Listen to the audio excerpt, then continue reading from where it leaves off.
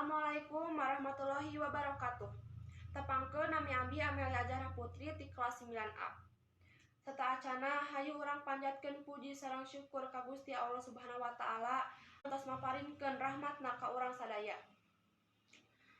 Dina waktos ieu abdi bade ngadugikeun beantara anu ngeunaan kana kemerdekaan Indonesia. Urang peryogi kauninga yen di zaman baheula seueur pisan pengorbanan para pejuang dina ngabelaan kemerdekaan negara Indonesia. Mata ku kituna urang salaku warga negara Indonesia generasi penerus bangsa sareng kedah neruskeun perjuangan para pahlawan urang sadaya sebagai generasi muda dina rangka ngeusian kemerdekaan Indonesia.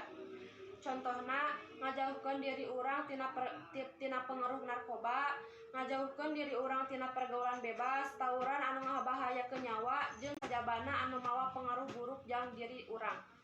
Hayu sami-sami ngalakukeun hal positif atau aya mangfaatna jang diri urang, misalna nyen prestasi di sakola, seueur maca buku nu berguna, diajar sing bener di sakola jeung sajabana.